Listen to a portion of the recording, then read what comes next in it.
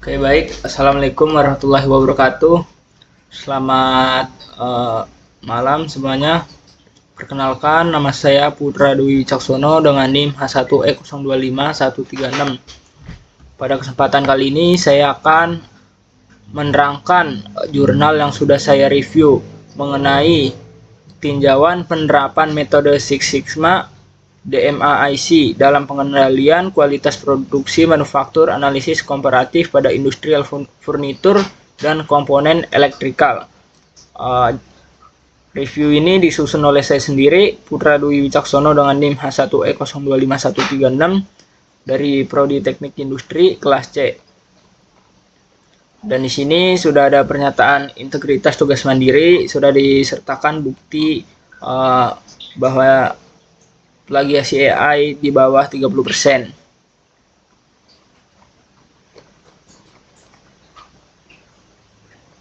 Oke, tulisan ini disusun untuk membandingkan bagaimana metode dalam Six Sigma, khususnya dengan langkah DMAIC, Define, Measure, Analyze, Improve, and Control, diterapkan guna menekan angka produk cacat di berbagai sektor manufaktur.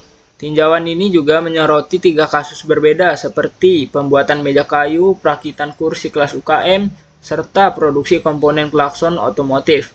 Dari hasil perbandingan, dapat kita lihat bahwa walaupun ukuran pabrik dan juga jenis barangnya berbeda, pendekatan Six Sigma tetap ampuh untuk mencari tahu sumber masalah utama sekaligus merumuskan solusinya.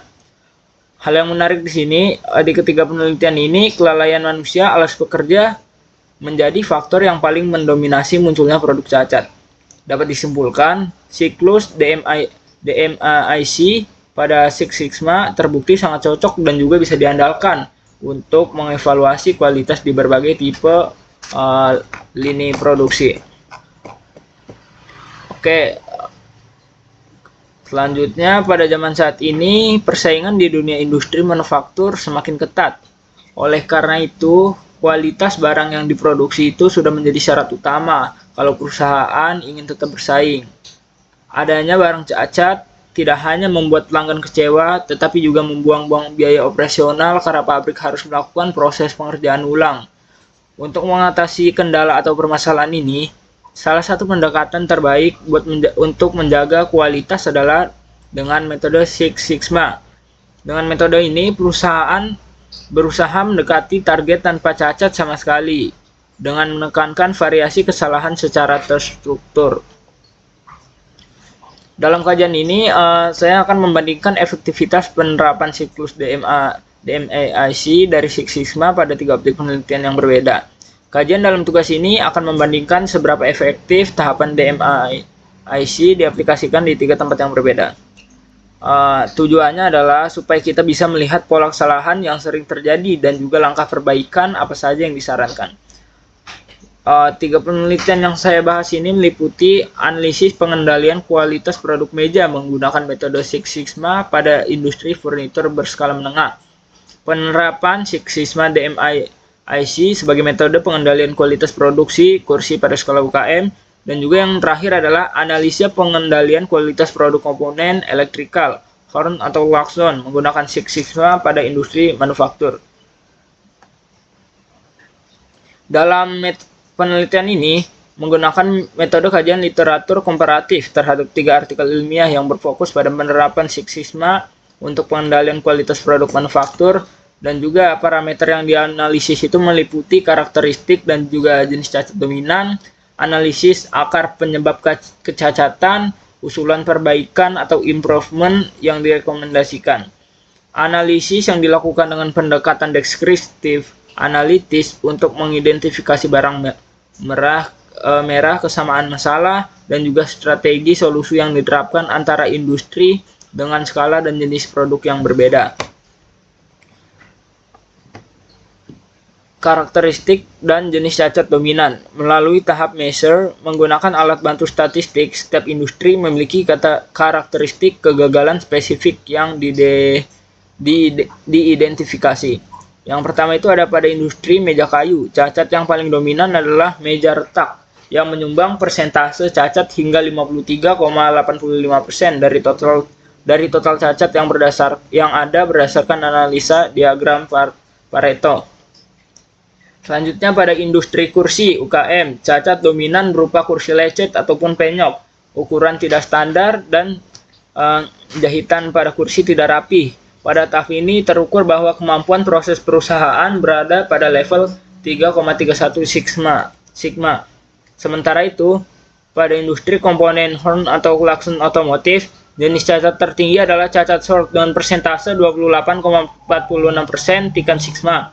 Perusahaan tersebut sudah cukup baik, yaitu dengan mencapai 5,28 sigma dengan nilai DPMO 86,03. Dari ketiga penelitian itu secara umum menunjukkan bahwa tahap measure seperti penggunaan P-chart, Pareto, dan juga DPMO secara efektif mampu memetakan tingkat kecacatan produk yang paling krusial. Selanjutnya, analisis sakar penyebab atau fishbone diagram. Meskipun objek material dan juga skala industrinya berbeda, kayu atau furnitur skala menengah dan juga UKM versus komponen elektrikal berskala besar, analisis diagram fishbone pada ketiga penelitian menunjukkan benang merah yang sangat jelas, terutama pada kelemahan sumber daya manusia. Pada produksi meja, penyebab utama cacat retak adalah pekerja yang kurang fokus akibat kelelahan, misal karena kepanasan dan juga berdiri yang terlalu lama, serta kurangnya pelatihan. Pada produksi kursi, hasil analisis secara tegas menyimpulkan bahwa penyebab utama kecacatan produk murni bersumber dari faktor manusia yang tidak mematuhi standar ukuran. Pada perakitan, horn, selain faktor mesin dan juga metode, faktor kelalaian manusia juga menjadi kontributor utama terjadinya penyimpangan produk pada jalur perakitan. Bisa dilihat di sini bahwa analisis akar penyebab lebih banyak disebabkan oleh manusia. Selanjutnya, untuk menanggulangi akar masalah di atas, usulan perbaikan yang diberikan oleh ketiga peneliti berfokus pada standarisasi dan juga peningkatan kapasitas tenaga kerja. Yang pertama itu ada pembuatan dan penegakan standar operating procedure atau SOP secara tegas untuk mengawasi kinerja dan juga kesesuaian operasional. Mengadakan pelatihan rutin atau training penggunaan alat serta peningkatan kompetensi kerja operator agar menambah ilmu dan juga kemampuan daripada operator itu tersebut. Selanjutnya yang terakhir ada perbaikan lingkungan kerja dan juga fasilitas kerja, seperti menambah waktu istirahat pekerja dan juga memperbaiki sistem ventilasi pabrik agar pekerja tidak kepanasan dan juga meningkatkan fokus pekerja. Jika pekerja itu kepanasan serta tidak mendapat waktu istirahat yang cukup, maka pekerja akan kelelahan dan juga bisa hilang fokus sehingga produk yang dibuat bisa menghasilkan cacat. Dan yang terakhir ini adalah memanfaatkan failure mode and effect analysis untuk menerapkan tindakan pencegahan untuk mencegah kegagalan di lantai produksi. Oleh karena itu, teknik perbaikan telah terbukti mampu menyediakan solusi konkret untuk mengurangi tingkat produksi cacat di setiap industri. Beberapa keterbatasan yang ditemukan dari ketiga penelitian antara lain, tahap akhir dari Six Sigma yaitu kontrol, pengawasan jangka panjang. Rata-rata belum diuji coba sepenuhnya. Hal ini wajar karena keterbatasan waktu penelitian dan juga penulis jurnal. Karena hanya berhenti pada tahap usulan rancangan perbaikan atau improve, belum ada pembuktian data empiris yang menunjukkan secara persis berapa persen cacat menurun setelah usulan tersebut dijalankan pabrik. Dapat disimpulkan bahwasanya metode Six Sigma lewat tahapan DMIC terbukti bukan hanya sekedar konsep teori, melainkan taktik yang sangat bisa diaplikasikan ke berbagai pabrik, mulai dari level UKM hingga industri besar. Kita dapat mengambil pelajaran penting dari ulasan ini bahwa produk cacat seringkali tidak disebabkan oleh kerusakan mesin semata. Sebaliknya, kelelahan, ketidakdisiplinan, dan kurangnya pelatihan sumber daya manusia adalah penyebab utamanya.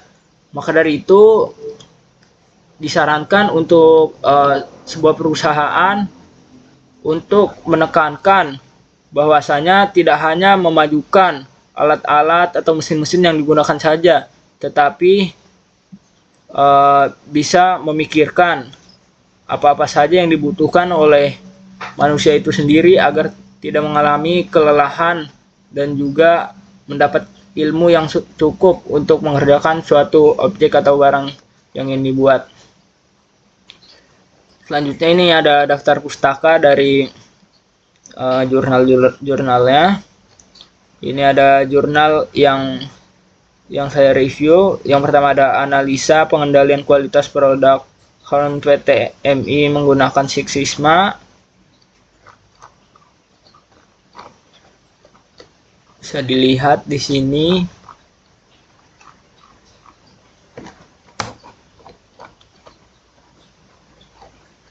Selanjutnya jurnal kedua itu ada Six Sigma DMIIC sebagai metode pengendalian kualitas produk kursi pada UKM yang sudah dijelaskan tadi juga. Dan jurnal yang terakhir itu saya mengambil jurnal dengan judul Analisis Pengendalian Kualitas Produk Meja menggunakan metode Six Sigma pada PT XYZ. Sekian pembahasan atau review jurnal dari saya. Sekian, wassalamualaikum warahmatullahi wabarakatuh.